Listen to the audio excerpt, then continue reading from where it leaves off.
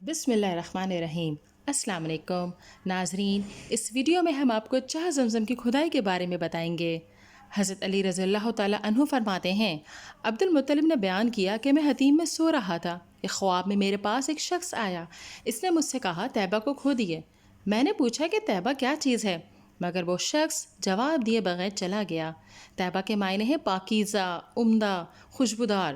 اگلے روز میں پھر اسی جگہ سویا تو وہی شخص پھر میرے پاس آیا اور کہنے لگا برہ کو کھو دیے۔ برہ کے معنی ہے بھلی، پاکیزہ۔ میں نے پوچھا برہ کیا چیز ہے، مگر وہ بغیر جواب دیے چلا گیا۔ اگلے دن میں پھر اسی مقام پر سویا تو وہی شخص پھر میرے پاس آیا اور کہنے لگا مظنونہ کو کھو دیے۔ مظنونہ کے معنی ہے بے شک قیمت اور عمدہ چیز جسے انسان سنبھال کر رکھتا ہے اور کسی دوسرے انسان کو دینا پسند نہیں کرتا۔ میں نے پوچھا مظنونہ کیا چیز ہے، تب وہ کچھ کہے بغیر چلا گیا۔ اگلے روز میں پھر اسی جگہ آ کر سویا تو وہ پھر میرے پاس آ کر کہنے لگا زمزم کھو دیے۔ میں نے پوچھا زمزم زمزم کیا چیز ہے؟ اس نے جواب دیا زمزم وہ کنواں ہے جس کا پانی کبھی ختم ہوگا نہ کم۔ وہ حجاج کرام کو سیراب کرے گا، یعنی خوراک میں دودھ کا کام دے گا۔ سفید ٹانگوں والے کوے کے چونچ مارنے اور چونٹیوں کی بستی کے قریب ہوگا۔ شاید یہ اشارہ تھا کہ کنویں کی تلاش کے لیے زمین کھودنی پڑے گی، مگر زیادہ نہیں، صرف چونٹیوں کے بل کے برابر۔ مشہور سیرت نگار ابن اسحاق کہتے ہیں کہ جب چاہ زمزم کی خوبیاں واضح ہو گئیں اور اس کی جگہ معلوم ہو گئی اور عبد المطلب نے جان لیا کہ یہ خواب سچا ہے تو انہوں نے کدال پکڑی اور اپنے بیٹے حارث کی معیت میں اس جگہ کی کھدائی شروع کر دی۔ اس روز حارث کے سوا ان کے ساتھ کوئی اور بیٹا موجود نہیں تھا۔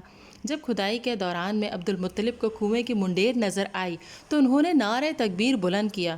قریش سمجھ گئے کہ عبد المطلب نے اپنا مقصد حاصل کر لیا ہے۔ وہ ان کے پاس آئے اور کہنے لگے اے عبد المطلب، یہ ہمارے جد امجد اسماعیل علیہ السلام کا کنواں ہے اور اس میں ہمارا بھی حق ہے، ہمیں بھی اس میں شریک کرو۔ عبد المطلب نے فرمایا میں ایسا ہرگز نہیں کروں گا، کیونکہ ہر کام تمہیں چھوڑ کر میرے ذمے لگایا گیا ہے اور یہ کنواں تمہیں نہیں مجھے عطا کیا گیا ہے۔ قریش نے کہا اے عبد المطلب، انصاف سے کام لو، ہم اسے تنہا تمہاری ملکیت میں نہیں رہنے دیں گے بلکہ تمہارا مقابلہ کریں گے۔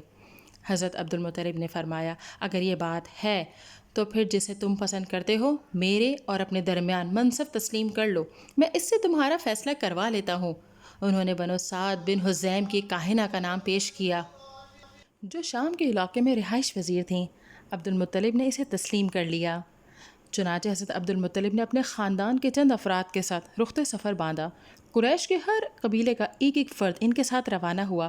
اس زمانے میں یہ سارا راستہ صحرائی تھا۔ وہ سب چل پڑے تو راستے میں عبد المطلب اور ان کے ساتھیوں کا پانی ختم ہو گیا۔ پیاس کی وجہ سے بے حال ہو گئے، حتیٰ کہ انہیں اپنی موت نظر آنے لگی۔ اگر کسی کے پاس کچھ پانی تھا بھی تو وہ کسی دوسرے کو دینے کے لیے تیار نہ تھے۔ ہر ایک کا یہی جواب تھا کہ صحرائی علاقہ ہے، اگر ہمارے پاس بھی پانی ختم ہو گیا تو ہمارا وہی حال ہوگا جو تمہارا ہو رہا ہے۔ یہ صورتحال دیکھتے ہوئے عبد المطلب نے اپنی رائے کا اظہار کیا کہ شدت پیاس سے ہم سب موت کا شکار ہو جائیں گے، جبکہ ابھی ہم میں کچھ توانائی موجود ہے، اس لیے ہر شخص اپنے اپنے لیے ایک قبر کھودے تاکہ جو مرتا جائے اس کے ساتھ ہی اسے اس کی قبر میں دفن کرتے جائیں، حتیٰ کہ آخر میں صرف ایک ہی آدمی باقی رہ جائے جسے دفن کرنے والا کوئی نہ ہو۔ ایک آدمی کی لاش کا ضائع ہو جانا پورے قافلے کی لاشوں کے ضائع ہونے سے بہتر ہے۔ سب نے اس رائے کو پسند کیا۔ ہر شخص نے اپنے لیے ایک ایک گڑھا کھودا اور شدت پیاس سے موت کا انتظار کرنے بیٹھ گئے۔ عبد المطلب نے پھر اپنے ساتھیوں سے کہا یہ تو حماقت ہوگی اگر ہم نے اسی طرح اپنے آپ کو موت کے حوالے کر دیا اور اپنی جان بچانے کے لیے سفر نہ کیا۔ ہمت کرو اور سفر جاری رکھو، ممکن ہے اللہ کسی جگہ میں پانی مہیا فرما دے گا۔ چنانچہ وہ سفر کے لیے تیار ہو گئے۔ جب عبد المطلب نے اپنی سواری کو اٹھایا تو ان کے پاؤں کے نیچے سے شیریں پانی کا چشمہ پھوٹ پڑا۔ یہ دیکھ کر عبد المطلب اور ان کے ساتھیوں نے نعرہ تکبیر بلند کیا۔ سب کے سب جو روانگی کے لیے تیار تھے سواریوں سے اترے، انہوں نے خوب سیر ہو کر پانی پیا، اپنے مشکیزیں بھی پانی سے بھرے۔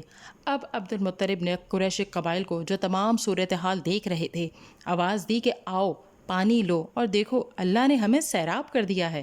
وہ لوگ آئے، سب نے پانی پیا، اپنے اپنے مشکیزیں بھرے اور بیک زبان کہا اے عبد المطلب، با خدا اللہ نے ہمارے مقابلے میں آپ کے حق میں فیصلہ کر دیا۔